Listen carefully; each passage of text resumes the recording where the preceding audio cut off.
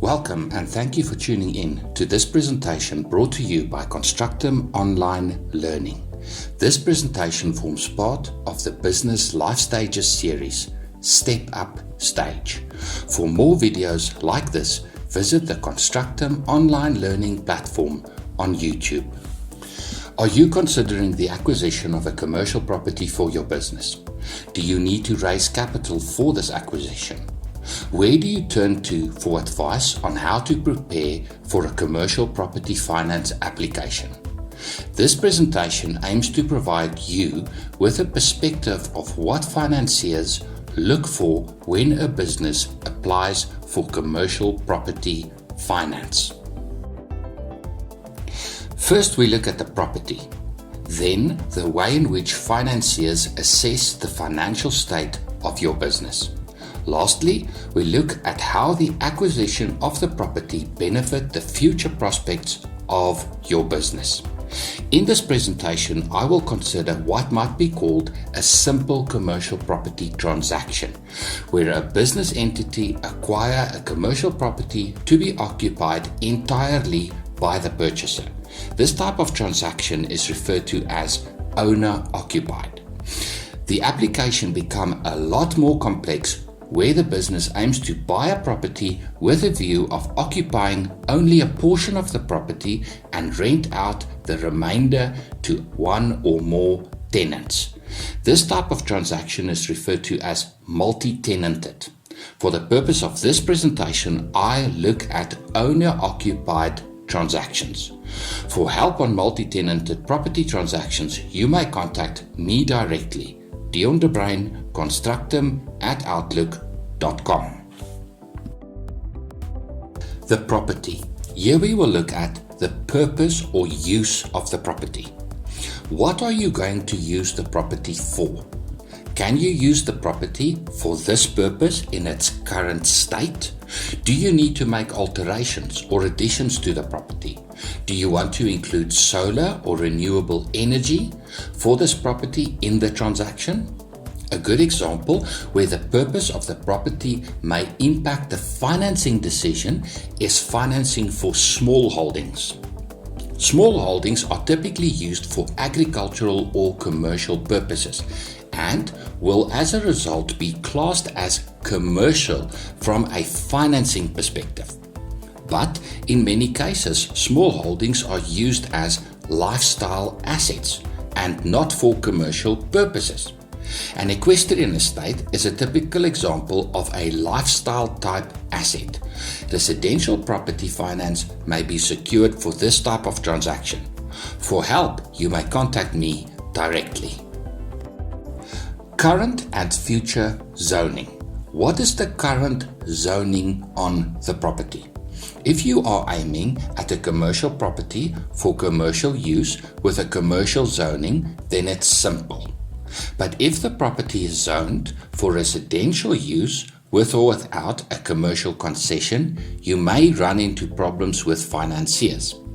If the property is zoned for residential, then the commercial division of the banks don't want to extend a commercial loan.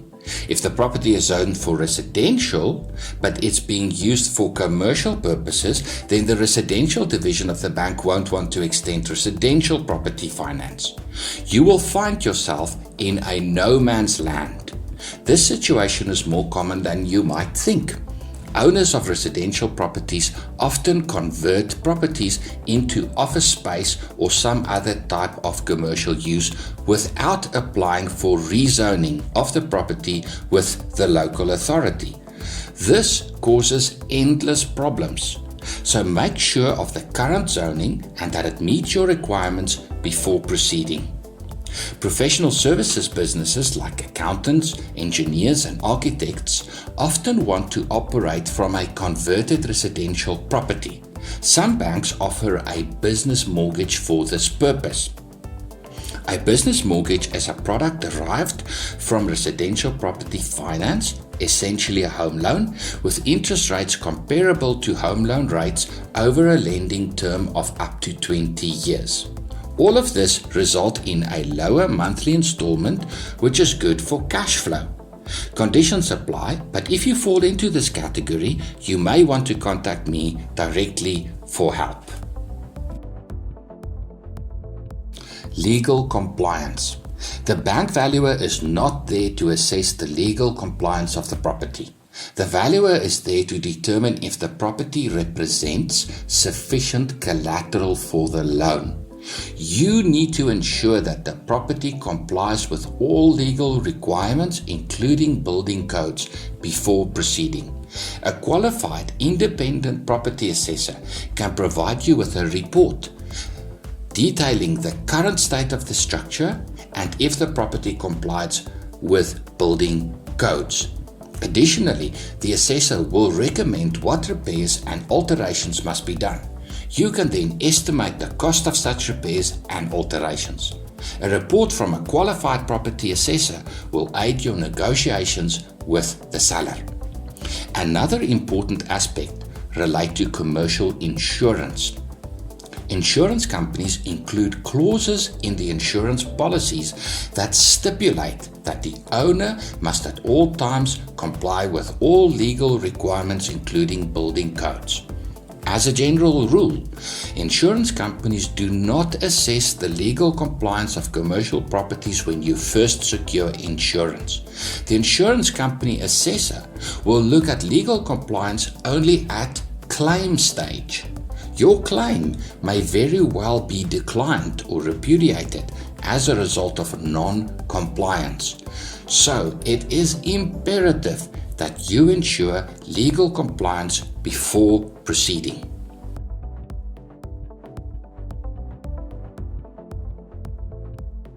VAT or transfer duty.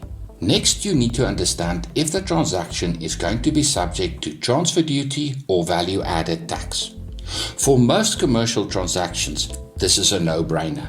If both the buyer and seller are VAT vendors, then the transaction will be subject to VAT.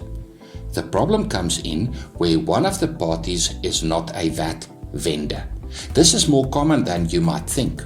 Professionals like doctors and accountants and engineers often want to buy a property in their own name from a VAT-registered business. The transaction will be subject to VAT and not to transfer duty. Transfer duty is levied on a sliding scale, whereas VAT is flat rated. The financial implications can be substantial. Speak to your accountant and make sure you understand if the transaction will be subject to VAT or to transfer duty before proceeding. Buyer and seller entity types. It's simple. In the case where you have two incorporated entities, private companies, entering into a property transaction, commercial properties are registered in the trading entity. Where you have a residential property, with or without a commercial concession, things can be more complex. Typically, banks don't want to allow for residential property to be registered in the name of a trading entity. Your business is a trading entity. Professionals often end up registering the property in their personal names.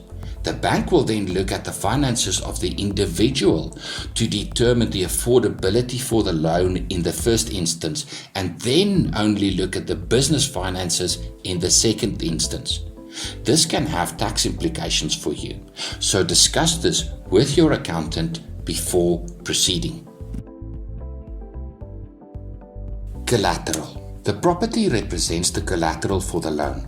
You need to ensure that the value of the commercial property represents sufficient collateral for the loan.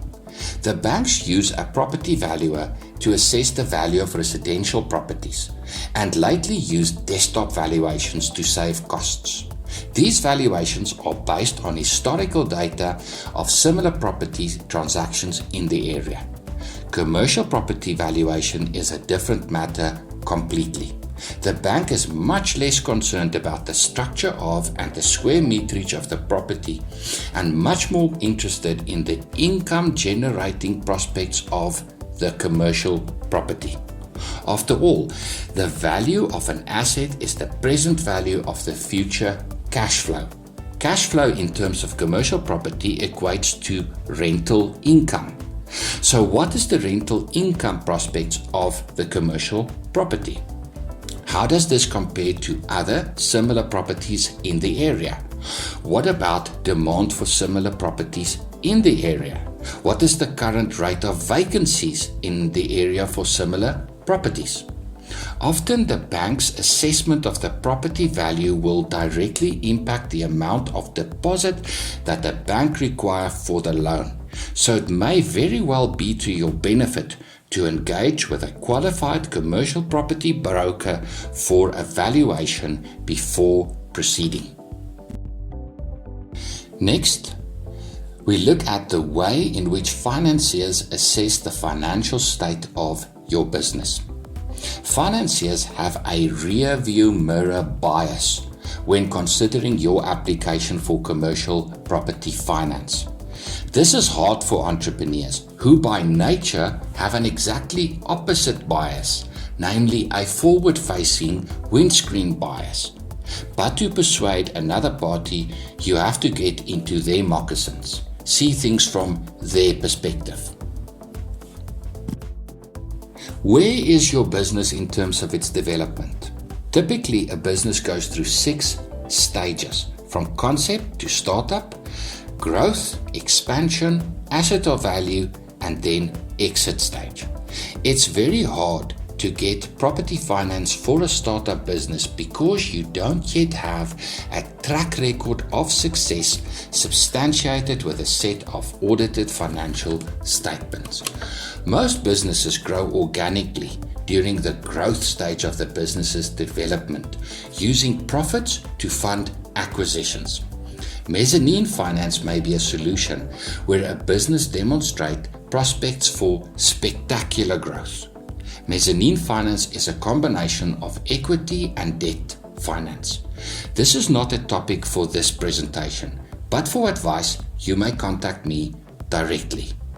More often than not, businesses successfully secure commercial property finance during the expansion phase of the business's development.